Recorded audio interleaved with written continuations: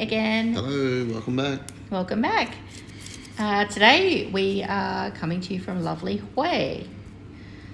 Yeah, so we drove from Phong Nha, last video, down here to Hue. It was a really nice ride. Yeah, our second time in Hue. We're there in 2019 when we came. Yeah, we came 2019. We had sort of a little bit of a different experience of Hue last time, and we weren't sure whether we liked it. Ari had a bit of a incident with a chicken Caesar salad, and it didn't want to stay down, so that was a bit disappointing, but we thought we'd give Hue another go, and we're so glad we did. We really loved it. Yeah, great hotel you saw there. Century, 4-star-ish. Right in the thick of things. There's a big section of food places and walking streets that they close off to motorbikes after a certain time in the afternoon, and you can wander down there to shops and stalls and restaurants and things like that, and this hotel was right at the end of that street, so it was perfect position.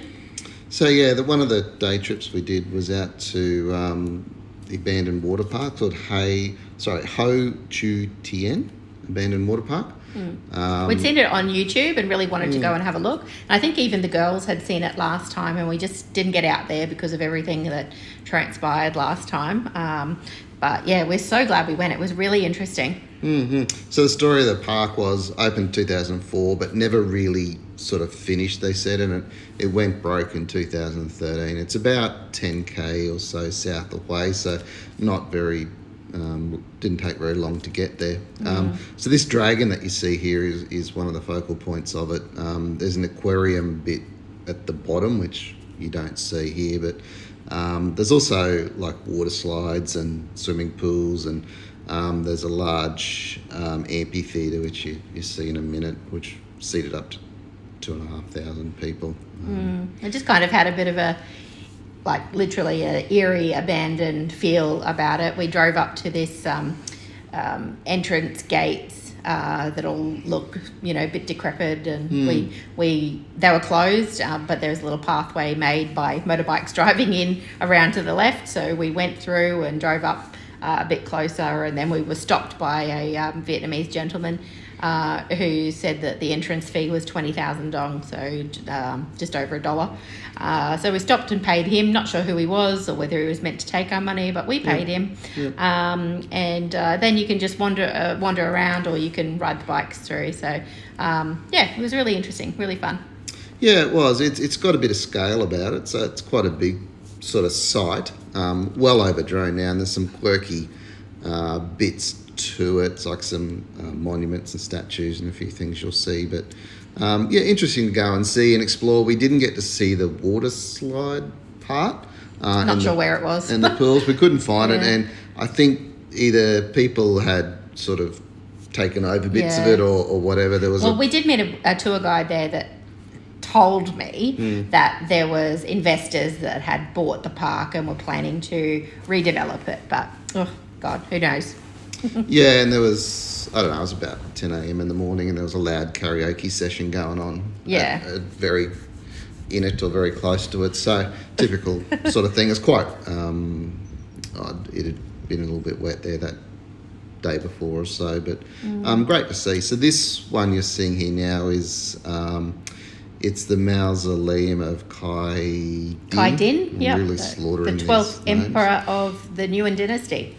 So Hue has quite an imperial feel. It's an ancient city. There's a lot of history about it. Used to be the capital. So a lot of information, a lot of history there. Things to see. Yeah. So this particular mausoleum was completed in 1931 and took 11 years to construct. And this is the mausoleum for that emperor who was emperor for only a short time, 1916 to 1925.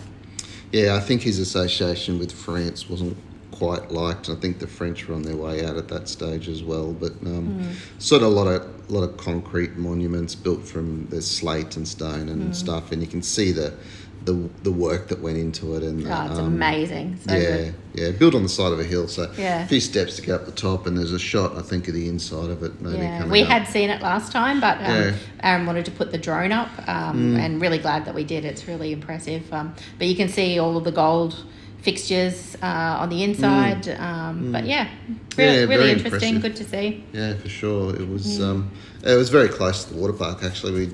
We must have. It was like 2 kilometres or something. So we must have been very close to it last time we were in Hawaii. But like I said, the Hawaii city itself is very imperial. The main center point of Hawaii is the imperial city, which you're seeing the exit gate actually right now. Really impressive, made of all mosaics, very intricate. But the imperial city itself that you're looking at now was constructed in 1803, and it's a walled area that has a moat that runs around it.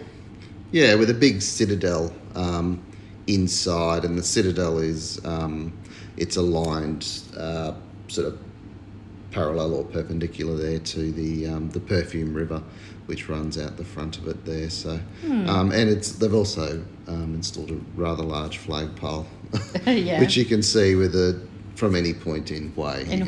We could see it from our hotel quite easily.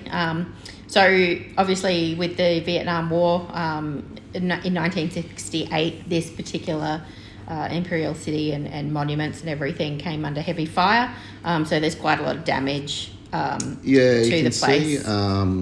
You can see inside that they've actually started doing quite a bit of work, and there's a lot of scaffolding and stuff on the inside there, but it was so they've started to restore it and do a bit of work there. But it's a nice communal area where you can go and walk through the park and go and have a look inside there. So you can see the scaffolds.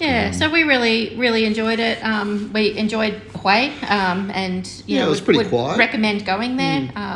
I think it redeemed itself. Aaron avoided the chicken Caesar salads this time, and stayed good. Stayed good, which was nice. I think after this drone footage, Aaron's taken a bit of GoPro footage. Just driving out of the Imperial City area, just gives a nice little indication of what it's like driving. Although Hawaii was fairly quiet, like it was really nice.